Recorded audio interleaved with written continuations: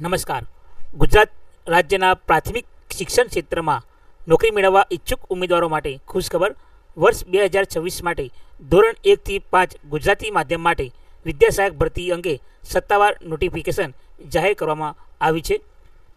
આ વિદ્યા સહાયક ધોરણ 1 થી 5 ગુજરાતી માધ્યમ માટે કુલ અંદાજિત જગ્યાઓ 11,000 જેટલી છે.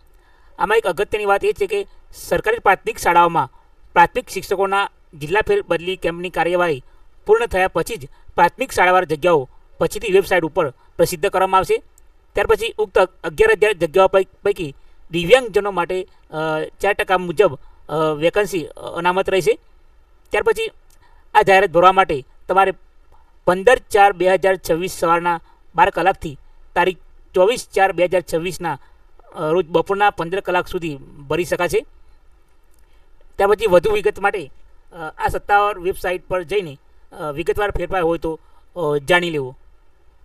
કેટેગરી પ્રમાણે વયમર્યાદાની વાત કરીશું તો બિન અનામત માટે 18 થી 33 વર્ષ, બિન અનામત મહિલા માટે 18 થી 38 વર્ષ, અનુસૂચિત જાતિ, અનુસૂચિત જનજાતિ તેમજ SC/BC આર્થિક રીતે નબળા વર્ગો માટે 18 થી 38 વર્ષ. ત્યાર પછી અનુસૂચિત જાતિ SC, અનુસૂચિત જનજાતિ ST અને આર્થિક રીતે નબળા વર્ગો EWS મહિલા માટે 18 થી 43 વર્ષ. ત્યાર પછી PH ખોળ કાપડવાળા વ્યક્તિઓ માટે પુરુષ માટે 18 થી 43 વર્ષ. ત્યાર પછી PH બિન અનામત મહિલા માટે 18 થી 45 વર્ષ.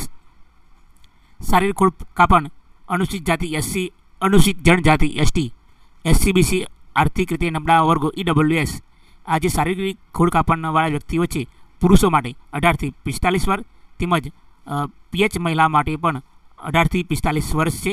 ત્યાર પછી કેટલીક માજીક સૈનિકોના કિસ્સામાં પણ થોડીક શરતો છે જે તમે નીચે આ મુજબ જોઈ શકો છો.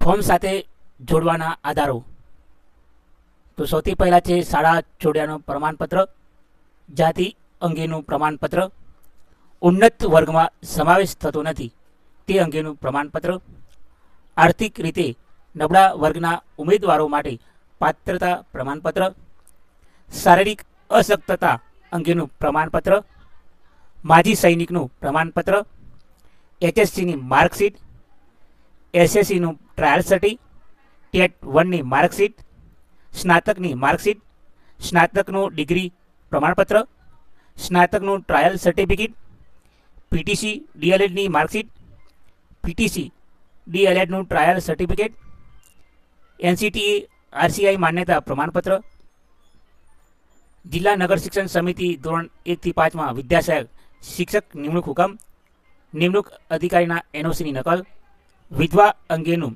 સક્ષમ અધિકારીનું પ્રમાણપત્ર, વિધવા મહિલા ઉમેદવારે પુનઃલગ્ન કરેલ નથી તે અંગેનું સોગંદનામું. ફોર્મ સાથે જે યાદી છે તે પ્રમાણે આધાર પુરાવા જોડવાના થશે.